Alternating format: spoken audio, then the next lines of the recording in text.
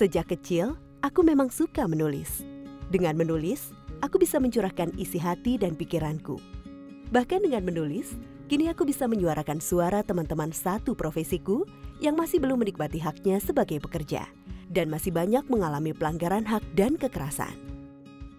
Tujuan aku menulis ini, misal kekerasan rumah tangga itu, aku ngelihat sendiri sih ya, korbannya kayak tulisanku Nurlela, terus si Feby gitu. Itu aku memang waktu itu ada pengalaman ketemu sama Nurlela waktu itu, ya Sri Siti Marni gitu. Itu semuanya pokoknya yang isu-isu tentang pekerja rumah tangga gitu. Ya berharap sih dengan tulisan saya itu kan semua masyarakat luas biar tahu gitu bahwa sebenarnya itu diskriminasi buat para pekerja rumah tangga memang benar adanya gitu.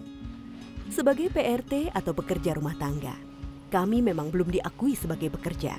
Padahal PRT itu bukanlah pembantu atau asisten, tapi pekerja. Sekali lagi, PRT adalah pekerja rumah tangga. Karirku sendiri telah dimulai sejak 8 tahun silam. Hingga kini aku berkeluarga dan tengah menantikan anak keempat. Kebanyakan pemberi kerjaku adalah warga negara asing yang membutuhkan tenaga PRT paruh waktu. Sebagai PRT, aku bersyukur sebagian besar hakku telah terpenuhi. Waktu kerja dan uraian tugasku jelas. Aku pun menerima gaji layak, uang lembur, tunjangan hari raya, serta mendapatkan hari libur dan cuti. Aku sadar, masih banyak PRT yang belum menikmati hak-hak mereka. Aku sendiri semakin menyadari hakku setelah ikut berorganisasi dan tergabung dalam Serikat Pekerja Rumah Tangga atau SPRT Sapu Lidi tahun 2014 silam. Ya kalau sekarang udah ikut organisasi ada kebanggaan jujur gitu. Karena dengan berorganisasi benar-benar menambah wawasan aku yang aku tadinya nggak tahu RUU PPRT itu apa, konvensi ILO kerja layak itu apa gitu. Sekarang ya aku tahu. Adalah Leni, seorang teman baikku di SPRT Sapu Lidi. Leni telah mendedikasikan 2 tahun masa bergabungnya dengan aktif mengajak PRT untuk ikut berorganisasi. Upaya merekrut anggota PRT baru ini biasa kami sebut REP. Pas waktu awalan saya bergabung, nggak lama kemudian kan ada training pengorganisasian jilid pertama dan itu di Jogja. Di sana itu diajarkan cara-cara untuk mengajak teman secara singkat, jelas dan berulang-ulang. Balik ke Jakarta kita praktekin di sini. Dari situ kita belajar merekrut anggota baru di sini. SPRT Sapu Lidi yang dikhususkan untuk PRT di Provinsi DKI Jakarta resmi berdiri pada 16 Juni 2013. Tak lepas dari peranan Jaringan Nasional Advokasi Pekerja Rumah Tangga atau JALA PRT. Hingga Juli 2017, SPRT Sapu Lidi telah beranggotakan 1.538 pekerja rumah tangga. Anggota berkewajiban membayar iuran sebesar Rp10.000 per bulan, serta aktif mengikuti kegiatan organisasi, minimal sekali dalam sebulan. Namun dalam perjalanan berorganisasi, kendala yang dihadapi selalu saja ada. Menyadarkan seseorang itu butuh proses. Ada yang aku tertarik dia langsung gabung, tapi perasaan nggak penting itu, bahwa menganggap dirinya itu sudah sukses dan sudah terpenuhi hak-haknya, tapi dia nggak memikirkan teman-teman di luar sana. Padahal kan teman-teman di luar sana juga butuh bantuan. Mereka juga ingin sukses seperti kita, cuman kan mereka nggak tahu harus kemana, harus dengan siapa untuk itu. Kalau bukan kita sendiri yang memulai atau membuat perubahan tersebut kan nggak mungkin akan berubah. Hai Leni. Menggerakkan hati teman-teman PRT untuk ikut aktif bergabung dalam organisasi ini memang bukan perkara mudah. Padahal organisasi telah mengajarkan kami banyak pengetahuan, keterampilan, hingga memperluas wawasan. Dan yang terpenting adalah bagaimana kami harus melakukan perubahan. Kami lebih fasih berbahasa Inggris karena kursus bahasa yang diadakan. Keterampilan kerja kami semakin terasah melalui kelas keterampilan. Wawasan dan pengalaman kami juga lebih kaya melalui diskusi dan berbagai pengalaman di sekolah wawasan. Diorganisir oleh JALA PRT, kami pun ikut berbagai pelatihan yang semakin meningkatkan kemampuan kami. Seperti pelatihan koperasi, jurnalisme warga, atau bahkan media sosial. Kalau aku nggak berorganisasi pun aku nggak tahu isu-isu tentang PRT itu apa aja. Dan di situ kita dikasih tahu hak-hak kita sebagai pekerja rumah tangga, terus hak kita seharusnya yang mendapatkan jaminan sosial, caranya gimana. Nah di situ ada les bahasa Inggris, les komputer. Jadi kita tuh nggak cuman bisa bersih-bersih aja gitu. Hasil dari pelatihan menulis dan jurnalisme warga adalah tulisan-tulisan kami dalam buku Kami Tidak Akan Diam. Kenapa ya saya harus selalu bertanya dan meminta gaji saya kepada ibu? Majikanku itu menjawab dengan singkat. Maaf Pak, saya lupa. Diterbitkan dan diluncurkan oleh International Labour Organization, ILO, Aliansi Jurnalistik Indonesia atau AJI Jakarta. Beserta Jala PRT pada 10 Agustus 2017, buku ini menceritakan 31 kisah kehidupan dan pengalaman 27 orang PRT. Ada kisah kawan-kawan yang pribadi, ya umumnya itu tentang pekerjaan mereka sebagai PRT. Itu semuanya ya pokoknya tentang isu-isu PRT lah, suara-suara PRT, suara-suara teman. Tujuannya sih itu sama aja, kita advokasi ya, mengkampanyekan suara kita, menyuarakan suara-suara teman-teman kita. Setidaknya yang membaca buku itu jadi menghargailah bahwa PRT itu sama pekerja lain gitu, butuh diakui, butuh perlindungan.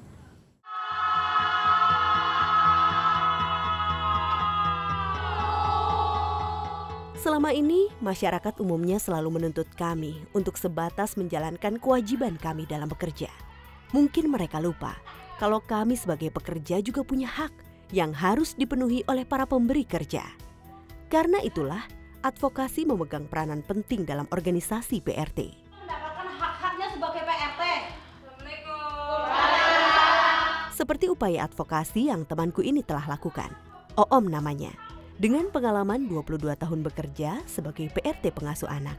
Bersama dengan teman-teman dalam organisasi PRT dan sejumlah organisasi peduli PRT lain yang tergabung dalam Jala PRT, Oom mengadvokasi kebijakan dalam bentuk kampanye untuk mendorong pemerintah agar segera mengesahkan rancangan Undang-Undang Perlindungan bagi PRT dan meratifikasi Konvensi ILO nomor 189 tentang pekerjaan layak untuk PRT.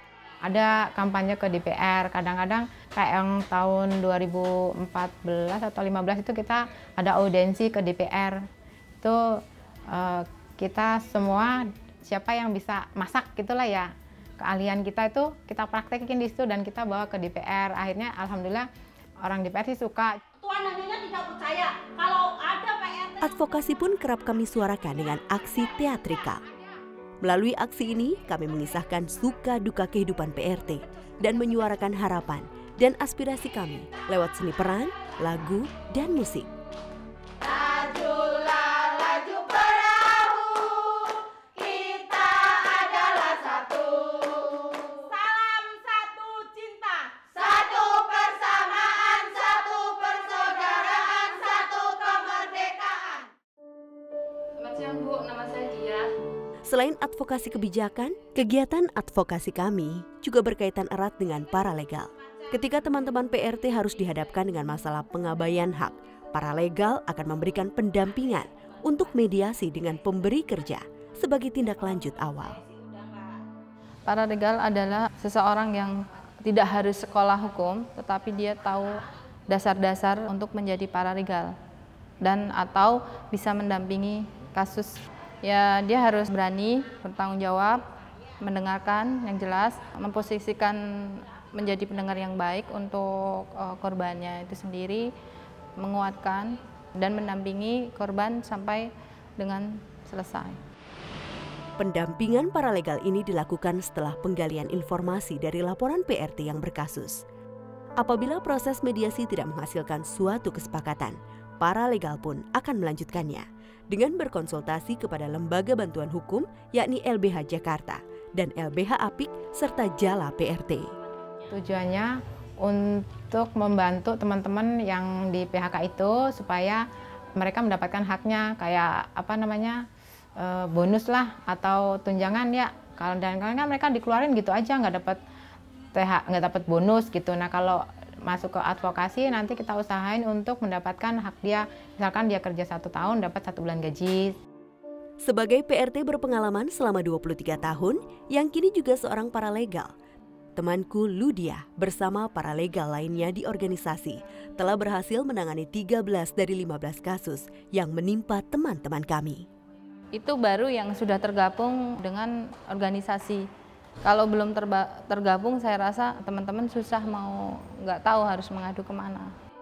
Pengalaman bekerja yang membuatnya pernah menerima perlakuan tidak layak telah menjadikan Ludia mengerti bahwa pendampingan paralegal akan dibutuhkan oleh siapapun yang terabaikan hak-haknya sebagai pekerja. Aku, Leni, Oom dan Ludia, bahkan kawan-kawan PRT lainnya, dalam bekerja tentunya membutuhkan bekal diri berupa keterampilan rumah tangga.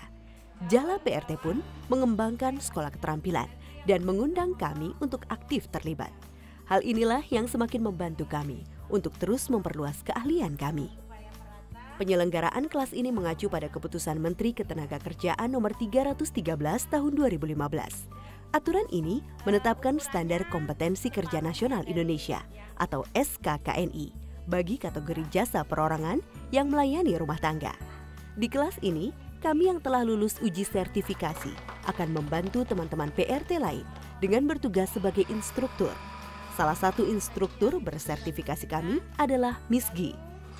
Iya, temanku yang sejak lulus SMP telah menjalani profesi PRT, bahkan kerap bertugas di rumah-rumah dinas kedutaan asing ini, dikenal dengan kelihayannya mengolah beragam jenis makanan dalam dan luar negeri. Ketika saya gabung aktif, terus akhirnya saya diikutkan tes untuk instruktur dan saya masuk. Akhirnya saya training di Bekasi selama 5 hari dan akhirnya saya masuk jadi instruktur. Kalau sertifikatnya nanti dari Badan Sertifikasi Nasional, jadi nasional, tingkat nasional, bukan cuma dari lokal Jakarta, karena kita memang kayak PRT-PRT yang ada di luar negeri itu memang kompetensinya harus tinggi, jadi kita harus bisa mengikuti mereka juga. Selain aktif di organisasi sejak tahun 2014, perempuan usia 43 tahun ini juga masih menyempatkan diri mengikuti kegiatan rohani di lingkungan rumahnya. Buat saya pribadi yang ngajar, ternyata memang kalau kita mempelajari lebih banyak lagi, pengalaman kita akan lebih banyak lagi. Untuk kedepannya kita lebih berani, untuk paling tidak kita bernegosiasi tentang gaji setelah kita punya keahlian. Seperti inilah ramainya kami ketika asik mengikuti sekolah wawasan yang diorganisir bersama Jala PRT. Di sekolah wawasan ini kami memperkaya diri dengan pengetahuan umum yang melekat dengan profesi kami sehari-hari dan dalam berorganisasi. Diadakan setiap minggu, sekolah wawasan tak hanya membuka cakrawala ilmu kami, tapi juga membantu solidaritas anggota organisasi PRT ini.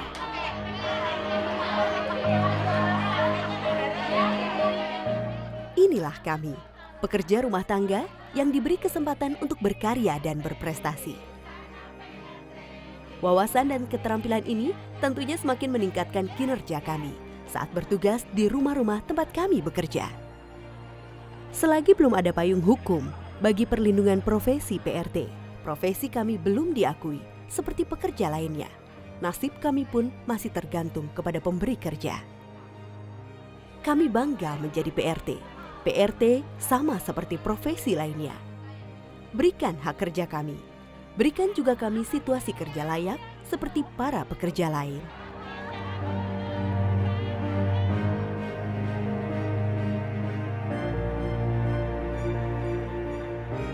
Nama saya Yuni Sri Rahayu. Saya seorang pekerja rumah tangga atau PRT dan saya aktif dalam bidang jurnalisme warga. Nama saya Leni Suryani, biasa dipanggil Leni. Saya sebagai pekerja rumah tangga, saya juga aktif di organisasi Serikat Pekerja Rumah Tangga Sapu Lidi. Nama saya Ludia, saya seorang PRT dan saya bangga bisa aktif di Paralegal, memperjuangkan hak-hak PRT bersama kawan-kawan. Nama saya Om Miati, biasa dipanggil Om. Saya pekerja rumah tangga. Saya juga aktif dalam organisasi SPRT Sapu Lidi dalam bidang advokasi. Nama saya Miski, saya pekerja rumah tangga dan saya aktif di organisasi sebagai instruktur sekolah keterampilan